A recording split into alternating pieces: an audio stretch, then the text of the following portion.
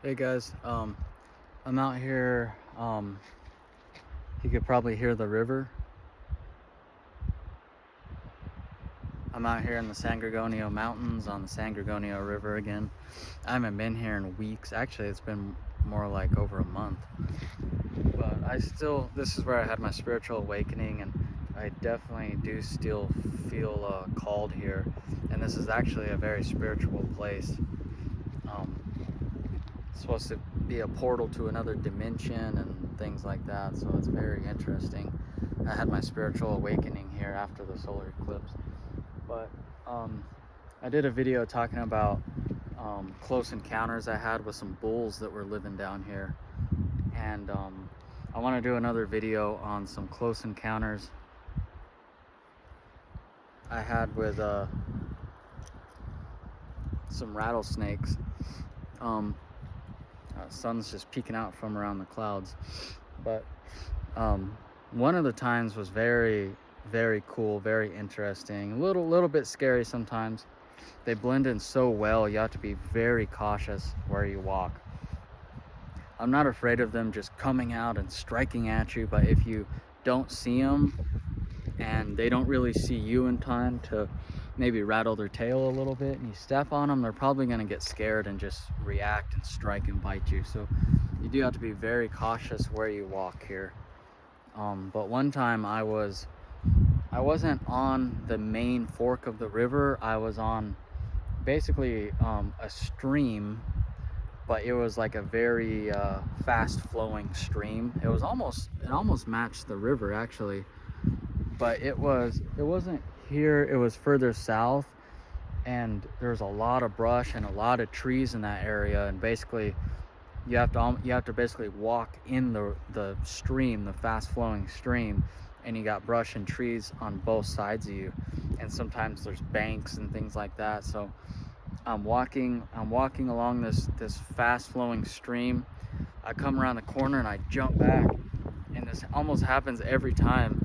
You might not think like a snake can like jump, but I swear they like jump in the air and come off the ground.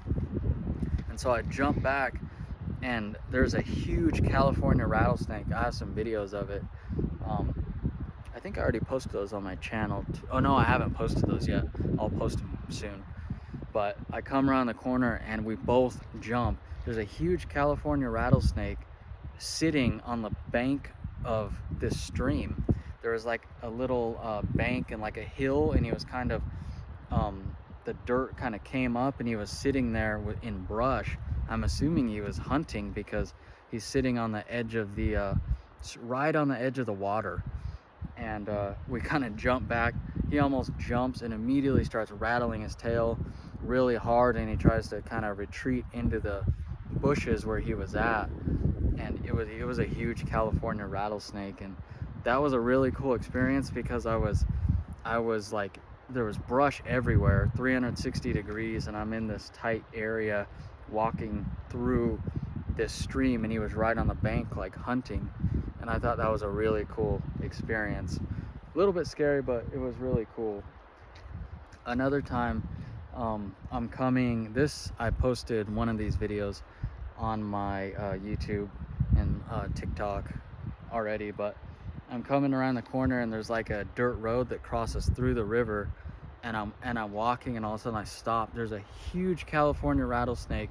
I think those are the most common out here, and he's stretched across this dirt road. He's huge.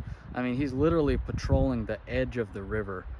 That was the second time I think I seen a rattlesnake right on the edge of a stream or river, just patrolling when the sun was going down. And I thought that was really cool too, to see, especially in Southern California, there's not that much water here. So to see that and be able to film it, I was very grateful. I thought it was really cool. But once again too, they blend in so well. You're walking and all of a sudden you just stop and you're like, whoa. But that was really cool. Actually, on this dirt road I'm on now, I've actually came across 2 California rattlesnakes too. And they blend in very well, especially on this dirt road. I actually filmed them too. But there was another time, actually there was like at least two Southern Pacific rattlesnakes. One of the times it was that was the closest encounter I had. They blend in very well too. So I'm coming down almost like this gravel road, and all of a sudden is the same thing. We both like jump back at the same time. Man, they blend in very well. He was probably the closest I got to a snake. Um, it took a little longer to realize what that was, because he almost blended in better with the gravel he was on. And he just rears up. I've never had a rattlesnake do this. He rears up like vertical, faces me, starts hissing at me. He's rattling his tail, hissing at me, and at the same time he's retreating backwards.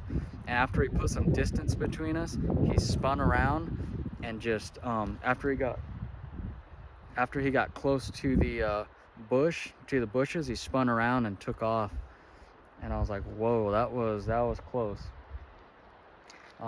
Another time I was jogging, actually twice I was jogging, and before I jog on this dirt road by the river, I clear the road and make sure there's no rattlesnakes on the road. But that doesn't mean that you're in the clear the whole time you're jogging, because they could be crossing while you're jogging. You could be on this side of the road, you're jogging back, and they're crossing, and that's what happened twice.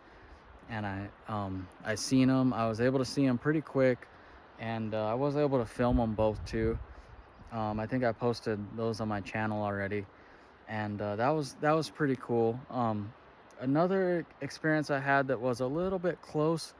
It was the only one I've ever seen. It was a tiny little sidewinder. I forget exactly what the species is called in Southern California, but he was so tiny. He was like, I posted on my video, he was curled up. He was just so tiny, and he was hunting on the edge of there's like these huge ponds. He was on the edge of this pond, and he was just hunting, and I just walked right up to him, and they blend in well too. All the snake species, especially the sidewinders, the rattlesnakes, they blend in so well. But I'm very cautious. I was able to spot him, even though it's almost impossible, and I was able to film him. It's the only one I've ever seen. I'd say the California rattlesnakes are the most abundant here. Second are the Southern Pacifics, and I've only found one of those sidewinders, and that's pretty much it for the rattlesnake species. I did find a rosy boa on this road too that I thought was really cool. I wasn't even sure if they lived up here, like in the mountains, like on the river, you know. I'm more used to seeing them in like straight deserts like Cabazon or something like that. But yeah, those are just some encounters I've had with rattlesnakes down here. Another time I came across a Southern Pacific. It wasn't like a close call or anything. I put this on my channel. I came across a Southern Pacific rattlesnake hunting in holes. I actually filmed him, got like 3 or 4 videos. He would go down into holes and check them out, come back out, go down in another hole and check it out. I thought that was really cool to be able to film that too. But I think that was pretty much it for encounters with rattlesnakes up here. It's kind of sad when the Southern Pacifics come out. There was 2 that came out, and they just curled up right in the middle of the road when the sun went down. And I tried to save one. I didn't have a snake hook. I didn't even have a small stick. I had nothing. I'm trying to like scare him to get out of the road, but he's just not moving. I'm not going to risk getting bit. There wasn't even a stick around, and this truck just came, and it looks like they did on purpose, just ran him over and splattered him. It's kind of sad to see that, you know. There's tarantulas up here too, but like I didn't see any tarantulas, and then all of a sudden they're everywhere. They're walking along the river, they're in the yard, they're on the roads, and they're getting splattered too. So it's sad to see that. When I come across the snakes, gopher snakes, rattlesnakes on the road, I get them off the road. Actually, I do have another story of a huge Southern Pacific rattlesnake. Most of the ones I see are full-grown, huge adults. He was crossing the paved road going into this couple's yard that was, the woman was gardening, and the man was like pulling weeds or something, and he's just going right towards them. I didn't have anything on me. I stopped. I asked them. At first, they were like, "What does this guy want?" And once I told them, they're like, "Oh my God!" So they grabbed me like kind of like a hook, kind of like a snake hook, but it was like a stick, and then they grabbed like a feed bag that had like rabbits or something. And the guy actually, I was gonna do it, but the husband actually did it. um we got him in this feed bag, and I got him in my car. He was going under my car, and I actually took him and released him down in the mountains, and that was pretty cool. um Actually, I guess I could tell the story too. When I was in Las Vegas and working a job out there, there was actually was able to save 3 sidewinder rattlesnakes too. That was pretty interesting. I actually caught one. I actually found a dead one, and I was like, "Wow, that's interesting, a sidewinder." And then I ended up finding one and catching it, and I had it in a bucket, and the contractors, the general contractors, actually sent one of the lower superintendents to our superintendent's trailer. We're eating lunch there. I was a foreman at that time, and he comes with like a shovel, and he's like, "Oh, I have orders to cut his head off." And I'm like, "Whoa, whoa, hey, I caught him." Like I said, "Let me do it. After work, I'll take him and I'll kill him." And the other superintendent came that was above this guy, and he's like, "I know what you're gonna do. You're gonna release him. I'm not stupid." I said, "Well, I know you're not stupid, but you know what I mean? I'm trying to be respectful. I don't want to get you in trouble either, because the top superintendent told you to make sure he's dead. So I know you're not stupid. I'm just trying to be respectful and not get you in trouble too." So they were pretty cool about it. They actually let me, it actually stayed in my dad's office for like 2 days. We were pouring concrete, and um, I ended up leaving with a general foreman. I was like, "Hey, we got the sidewinder in there." He's like, "Nope, you ain't bringing that in my Jeep, no way." And I'm like, "Oh, come on." So I had to wait till the next day till I was riding with my dad, and I grabbed him and released him, and I filmed that and put it on my channel. and and then so I found a dead one, and then I rescued that second one that was alive. There was a third one. I'm working. My brother just came to that job. He was on the forklift. Hey, Scott, there's another sidewinder. He's over there, and there are these huge structural steel beams the iron workers had, and he's under there. We can't get to him. We had like a first period apprentice helping us. I mean, I didn't want to put him in danger. Obviously, I was catching him. I just had him to help him spot me, or to try to find the sidewinder, because we didn't know where he went. So I had my brother. My brother rolls up with a 10K forklift and lifts up all these structural steel beams. And I grabbed him, put him in a bucket, and we're working. I think we're pouring concrete again. We're getting ready for a pour. So, you know what I mean? So my brother just grabs him and puts him on the forklift in a 5-gallon bucket, and we end up releasing him too. And then there's a fourth one. The general contractors actually caught him and put him in a bucket because they seen that we were releasing him. I'm glad they did that, because at first they were trying to kill the one I caught, and then now they're catching them and giving them to me to release. So I thought that was pretty cool. That was nice of them. We ended up rescuing and relocating 3. Some people might say, "Oh, these are rattlesnake sidewinders."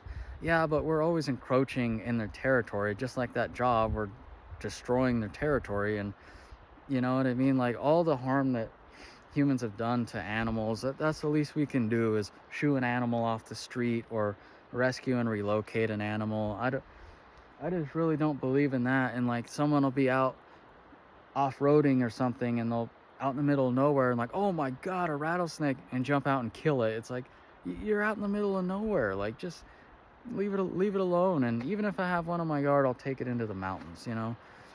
So those were just some of the things that I've experienced when I was going through that spiritual awakening, being out here.